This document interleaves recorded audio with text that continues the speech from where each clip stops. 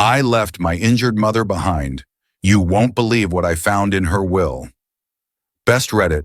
I abandoned my mother after reading her will. Aida, best drama family tales. I left my injured mother alone because she cut me out of her will. Ignoring her scolding messages, I chose my life. I never imagined my life would revolve around managing crises. Growing up, my family seemed ordinary enough. My mother was a vibrant woman, always bustling about with endless energy. My younger brother and I were close, typical siblings with our fair share of rivalry and camaraderie. My father, a steady presence, worked hard to provide for us until his untimely passing when I was in my early 20s.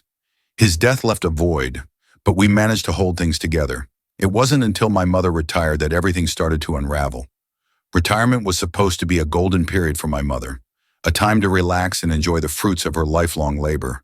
Instead, it marked the beginning of a series of unfortunate events that would drastically alter our family dynamics.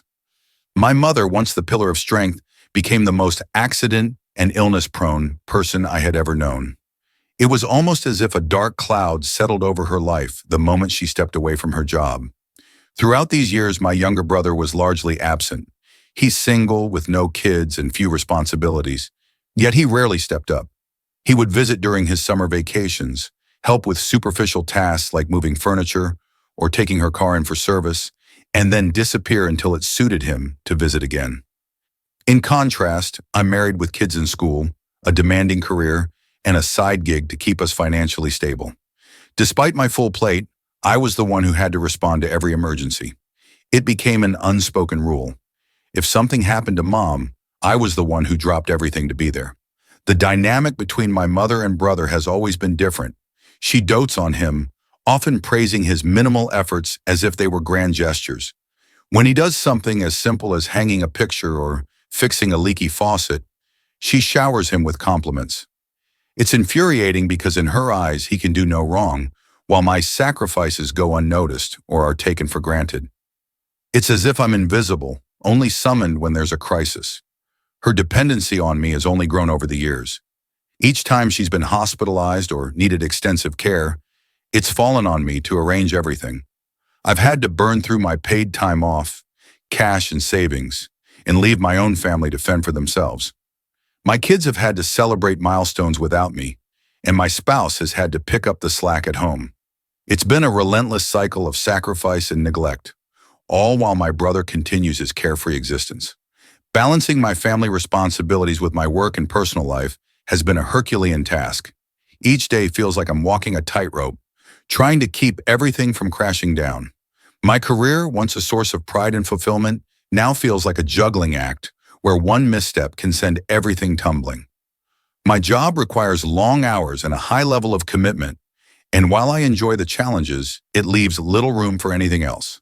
Add to that my side gig, which was initially a passion project but has since become a financial necessity, and you have a recipe for constant stress.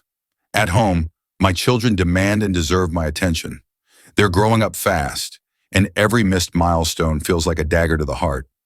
I've missed school plays, sports events, and countless family dinners because I had to rush to my mother's side. My spouse has been incredibly supportive, picking up the slack and managing the household in my absence, but it's taken a toll on our relationship. We rarely have time for each other, and when we do, I'm often too exhausted to engage meaningfully. The weight of my mother's needs presses down on me constantly, turning even moments of respite into periods of guilt and worry. My younger brother, on the other hand, seems to live in a different world entirely.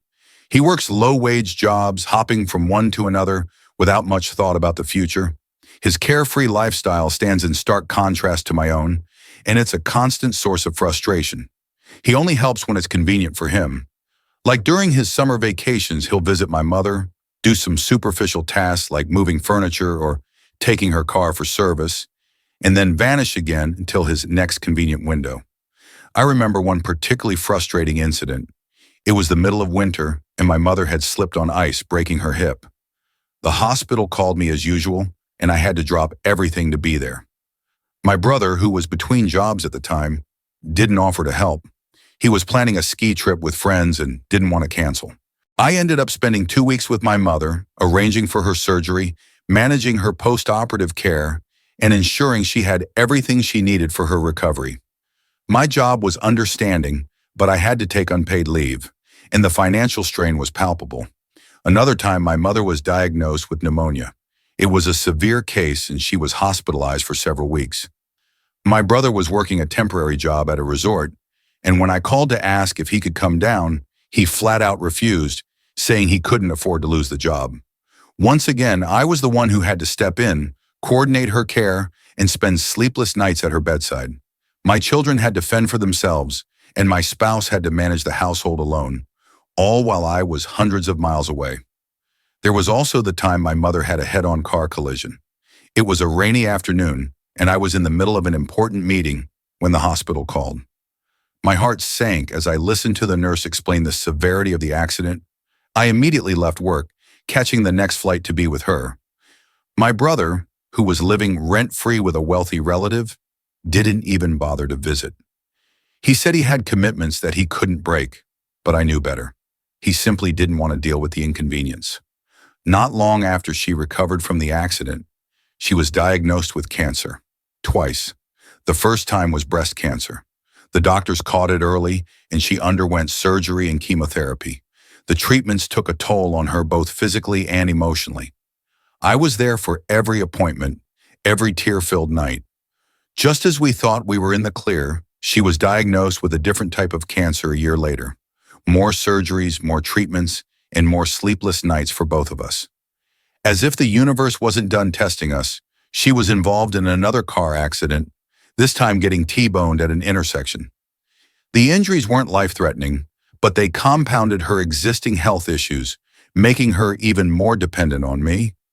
Each of these emergencies has left scars, not just on my mother, but on me and my family. I've burned through my paid time off, cashed in savings, and missed countless moments with my own children. My spouse has been my rock, but the strain is evident. We rarely have time to connect, and when we do, the looming shadow of my mother's next crisis hangs over us. It's a relentless cycle of sacrifice and neglect, and it's wearing me down. My brother's behavior adds salt to the wound. He'll visit during his summer vacations, taking my mother out for lunch or doing minor repairs around her house, and she showers him with praise. "Look at how handy he is," she'll say, showing me a picture he hung or a shelf he fixed. It's infuriating. Here I am, sacrificing my time, money, and emotional well-being, and he gets lauded for the bare minimum.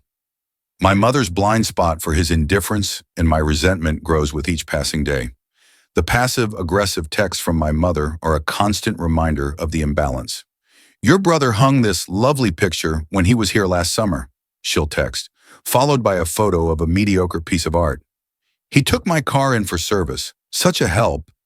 It's as if she's trying to rub salt in the wound, reminding me of his occasional convenient contributions while ignoring my constant, grueling efforts.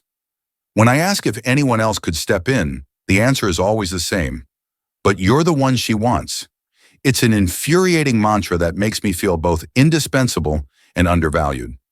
My brother's ability to shirk responsibility without consequence only amplifies my frustration. I've had to develop a thick skin, learning to navigate the emotional landmines of our family dynamics while trying to maintain my own sanity. The emotional toll is immense. I love my mother dearly, and I want to be there for her, but the constant pressure and lack of appreciation have worn me down. It's not just the physical care, it's the emotional labor of constantly being the one to hold everything together. A few months ago, I stumbled upon a document that would shake me to my core. While cleaning up my mother's office, I accidentally discovered her will. I wasn't snooping, I was trying to organize her cluttered paperwork. My heart stopped when I saw my mother's signature on the document, and I couldn't help but read it. The contents of the will were a gut punch. Except for some small amounts left to my children, she was leaving everything to my brother. The total estate was valued at over $250,000. I was stunned, hurt, perplexed. It felt like a betrayal. After everything I'd done for her, all the sacrifices I made, this was her decision? I was heartbroken and angry. She had promised me so many things over the years, promises that were never fulfilled. Now it was clear that my brother would inherit everything, despite his complete disregard for her well-being. I confronted my mother about the will, hoping for an explanation.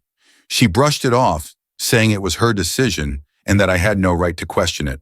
Her words cut deep as she told me I had no one to blame but myself for being a martyr. She made it clear that I was chosen to take care of her out of love, not for material gain. In her eyes, the little things my brother did were enough to secure his place in the will. I was crushed. My mother's actions felt like the final straw. For years, I had sacrificed so much for her, and yet she had chosen my brother over me. The revelation hurt, but it also made me reevaluate my own life. I realized I had been living for everyone else, my mother, my children, my spouse, and neglecting myself. In a moment of anger, I left her. I packed my things, left a note, and walked out. I didn't go to her house, I didn't call, and I didn't ask for forgiveness. I just walked away. My decision was met with a mixture of guilt and relief, but it was something I had to do for my own sanity. Now I'm left wondering if I made the right choice. Am I the asshole for walking away from my mother after everything she put me through? Or was it a necessary step for my mental and emotional well-being? Please share your thoughts.